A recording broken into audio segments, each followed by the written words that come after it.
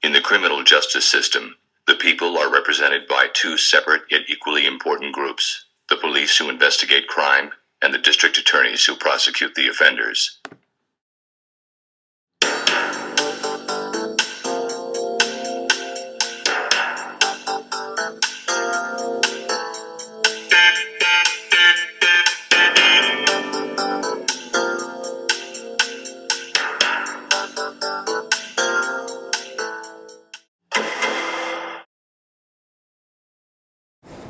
Our quick agenda, very simply put, we want to be able to know the 4 elements of negligence by the end of the class, and then be able to recognize issues of forcibility and attractive nuisance.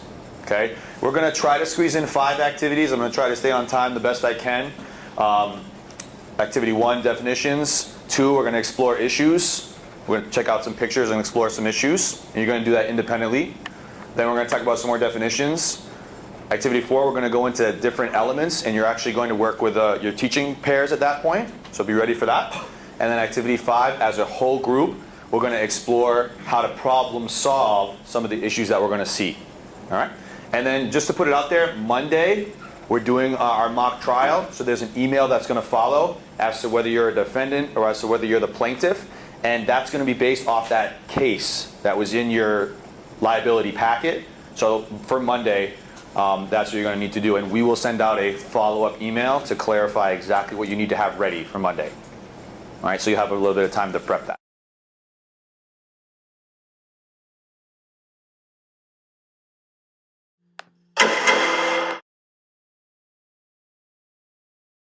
All right, thank you very much for shutting down. Eyes right up here. Liability and negligence in PE. Let's talk about it. Liability. What is liability? The state of being legally obligated and responsible. Negligence, it's a failure to act as a reasonably prudent person would under the same circumstance. So, what is a reasonably prudent person? It's up to the courts to decide that. It's basically what the average person would think about or do. Okay? It's sort of a subjective definition, but when in doubt, you have to try to think, okay, what would the common person or the average person act or do? That's what the courts are going to decide. In loco parentis, Latin, I believe. Doesn't say that, but I believe it's Latin. Okay? For all Latin experts out there. It means in place of the parents. I used to do this all the time while teaching. I used to pull this out there. Not that the students really cared, but I used to pull it out there. Oh, you're not my mom. You're not my dad. You can't tell me what to do, blah, blah. I said, come here, son. I said, come here, son. In loco parentis means as a teacher, your parents put me here, or I am here to be in place of your parents to a degree. So I would explain that to the students. And I'd say, no, I'm not your dad. No, I'm not your whatever, okay, uncle or whatever. But I have to take on some of that responsibility. That's my job. And it's part of the legal responsibility for teachers. In loco parentis, in place of the parents. And it defines that duty, okay, to look after the student and care as a parent would. Under teacher liability still, an attractive nuisance. 2 examples here. Just think attractive, drawn to it, interested in it.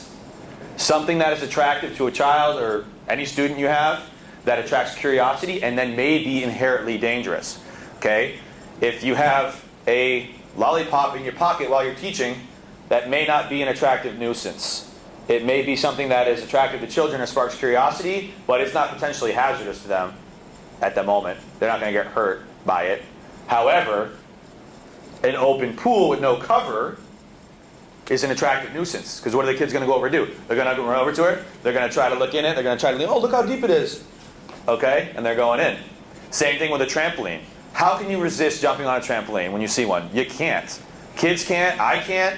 Who can? No one can. It's awesome. They're fun. So you're doing a gymnastics unit, and you have a trampoline there, and your co-teacher is doing a gymnastics unit, you're doing basketball, you can expect that your students playing basketball are going to be like, I want to go jump on that trampoline. Okay? That's a super attractive nuisance, and are trampolines potentially dangerous? We know that as adults. They're potentially dangerous. Our pool is potentially dangerous. We know that as adults. Okay? Those are 2 great examples of attractive nuisance. Okay? Not sure what this is up here. This looks like this could be some sort of safety, security barrier or something. I don't know. But if I'm in lane 5 and I'm running and I lose my balance, I'm going right into this like wooden structure that's on the track. I can't quite tell what it is, but it looks very close to the outside lane. Something to consider there.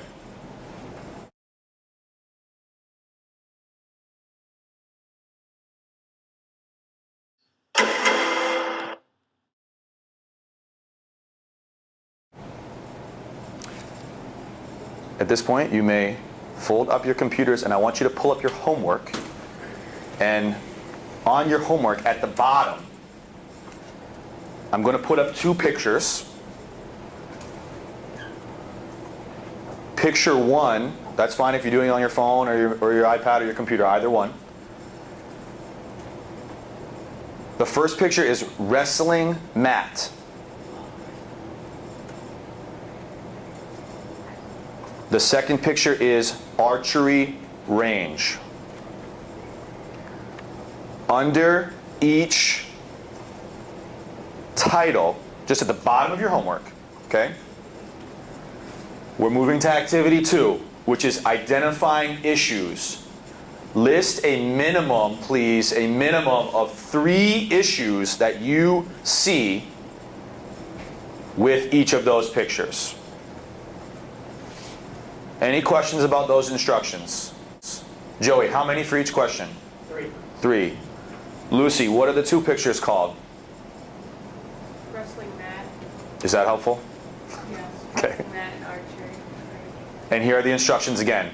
I'm going to give you at max of 10 minutes to put this into practice. And just as you saw me do with the track and the tennis court, I want you to think critically about these 2 pictures. Minimum of 3, please. You could have more, and you may go at your own pace. As it says on the board, think critically, go at your own pace, and please address both of those. Thank you, Lucy and Joey.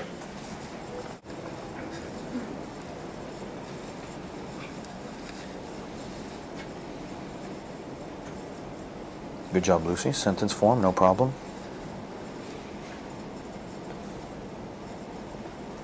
Good, you got 4, Joey. Well done. You're going on the phone. That works, no problem. You got your 3, good. You got minimum of 3. Good, Nicole. Ken, you okay on the phone? Yeah. Okay, excellent. Doesn't look like anyone's having too much trouble getting 3. You may advance beyond that. List as many as you can. I'm going to tell you that I've looked at these pictures a few times, but I can maybe come up with 7 or 8 fairly easily. So there is, especially on the second picture, especially on the archery range, I could probably come up with 8 really quick that you might not be thinking of. So I'm going to give you time to think critically. Put on your foreseeability lens. Do that briefly then. Kevin, one example, let's address the wrestling mat. The mats are not connected. They're not touching. What is potentially hazardous about that? The ground's exposed. So if you're going down, or if you're just on it, you can slam any body part on the ground. Okay, so y'all can see the floor is exposed here. The circles are not touching, so the mats are separated. Awesome. Who can give me another one? Nicole. You can twist an ankle in the part where it's exposed. Ankle can go in and it can get caught. Ken. Some kids like to make diving catches on mats or stuff like that, so that's a potential hazard because there's the racing floor, and even the mat's going to give students a false sense of security almost. Okay, the mats resonate with you. I'm secure, I'm safe. However, there's a gap. So if you think you're going to go and flip someone onto the mat and you flip them onto the floor, that's an issue. Megan. I was going to say the rings aren't actually the right size if you are looking wrestling. And the rings don't look the right size. Camden. I was going to say that they would, since they're already separated, they could slide around much easier. So if somebody is pushing against somebody else and their foot happens to slide, it can affect other students that are participating as well. Absolutely. And it's hard to see because of the color, but it's separated all the way across. So you have 2 wrestlers here, 2 wrestlers here, 2 wrestlers here. This little gap is affecting half of your practice. Okay? And I noticed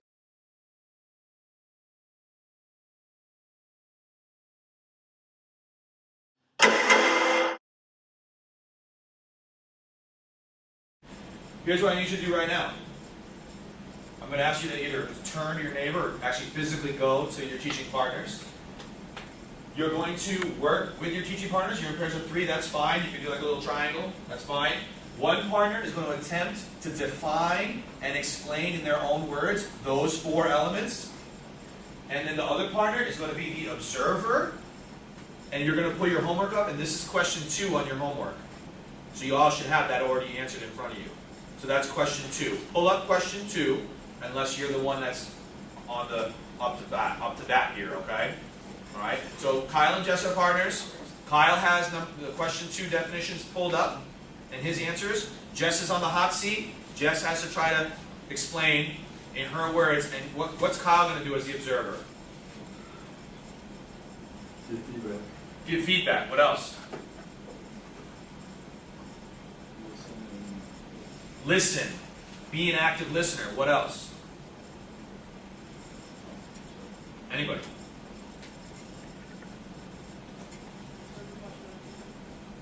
Question number 2. He's going to give feedback. He's going to be an active listener and also correct her mistakes, like clarify with her, you were close, Jess, but this is what it actually is. And then they're going to flip. They're going to flip. You have about 4 minutes. It should only take you a couple minutes, okay? So about 2 minutes each at most per partner. Ken, how long do you have to state your case of 4? All 4. You got about 2 minutes, and then you're going to switch, and then your partner has 2. You have 3 people, try to do like a minute each. Try to make that work. I want to stay on time so we can do everything. Questions? Go. Yeah. Are you the observer? Or are you the... You're the observer? If you need to, he's the observer and you're defining. Ken, if you need to, pull up question 2 so you have it in front of you. Oh, okay. I just want to let you know that you're allowed to use that resource. Okay? You're working in there with them, Kels? Okay. Either on something which will lead to causation that breach of duty, which is not doing something or doing something will cause something to happen. Hey, nice job, Kevin. Well done. You nailed them. Yeah, Dr. I'll just actually like reset it. We probably just need to reset it because we changed the disc. So whatever. Great job, Kevin. Yeah, so it's like you're in charge, you're responsible for the students. So that's the duty. Then there's the breach of duty, which means that the teacher or coach is not, or has a reasonable person would, or a reasonably prudent person would. Then causation is the third one, which says that if there's like an injury, that the breach of duty is the main cause or the proximate causation for the injury. And then lastly, the injury is the kicker. If there's no injury, there's no case. There's no case. There's no case. Nice job, Joey. Well done. If you haven't switched, make sure you switch with your partner. We'll take about 1 more minute here. I'm hearing some great things. I'm really liking what I'm hearing. You guys are nailing it.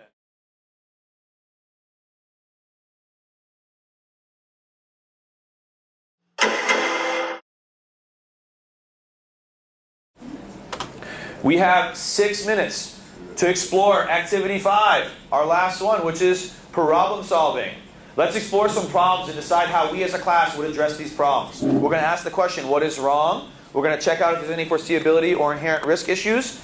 And then we're going to follow up with that with what are some suggestions to improve these situations in this scenario. So we're going to sort of popcorn together, raise your hand, and let's see if as a class, okay, we can work through these problems and come out with awesome solutions.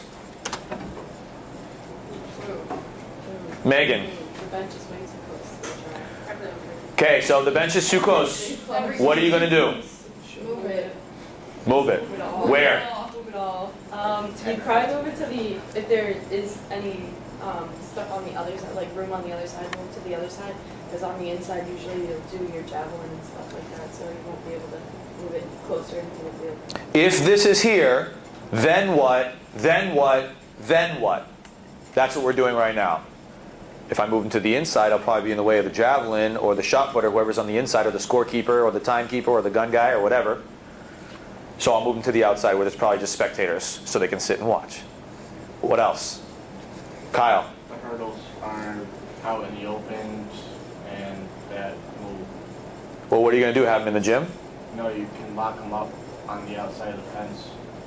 Just have them stacked together Okay. with a So let's say you're walking onto the field. This is your PE situation. It's 7 in the morning. You have class at 30 minutes. You're walking onto the situation. Lock them up on the fence.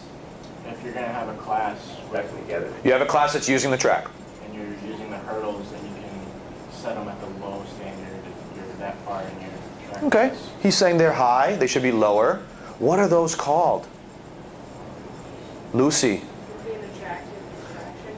Attractive nuisance. Hello. If I'm on the track, what am I doing? I'm going up here. Woo! Right? That's what I'm doing if I'm on the track. I'm like, whoa, I'm on a bench. And then I'm like, whoa, over the hurdle. I'm in 8th grade, 6th grade. That's exactly what I'm doing. That's an attractive nuisance. I'm like, this is so fun. I'm balancing. Right? Great. So we got 2 things. Megan says clear the benches. Kyle says clear that. What else? Courtney. I hope I'm seeing this correctly, but it looks like it goes up on the side of the track rather than dips down to me. Oh, that's the guard. A shadow? That's the metal guard on the side. Yeah, this is like a metal guard on the side. Yeah, I mean, you're not going to be able to remove that, but you could say to the students, watch your ankles on the side. Or you could say, we're closing off lane 1. Everyone runs in lane 2, right? I just remember like having 60 people run the mile at one time. Everyone's like in a big bunch, so not everyone's in a lane, so it's hard to stay on track. Well, what can you do then to keep everyone out of that lane? Put columns and talk about it ahead of time, make sure the warning's there. Yeah, let them know and say, hey, lane 1's off limits. Yeah. Great answer. Simply put.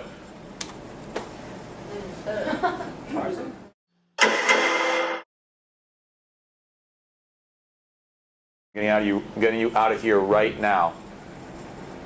Definitions, activity 1. What style am I using for the definitions?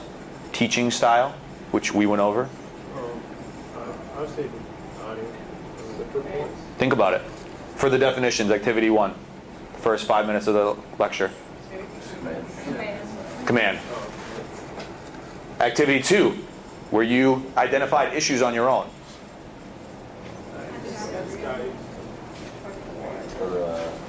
What's that? Fusion. Come on, make me look real good right now. Which one of the rare ones? It wasn't reciprocal. Do you remember practice task? Practice, like I modeled it, and then I had you practice what I just modeled on your own. Practice task is on your own. Skill development on your own. Okay? So that's sort of the kicker there. But that's okay, you got one wrong. That means I didn't do it well enough. Definitions. I was right back to command style. Command style. No thought on I didn't ask you any questions, right? You were probably thinking, wow, he's not even like asking us any questions or anything. This is really boring, right? That was good. I did a good job. Command style. How about when I had you turn to your partners and do the elements of negligence? Reciprocal. Thank you, Ken. And the last one, problem solving.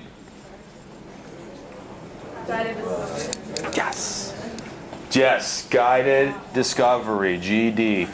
Guided discovery. And this practice task one, okay, y'all didn't get that? Maybe I didn't teach that, maybe I didn't model that well enough, but maybe you guys don't know what the practice task is. It could be a combination of both. So review the teaching styles if you weren't sure what I was modeling. And maybe I didn't model it well enough, but if so, make sure you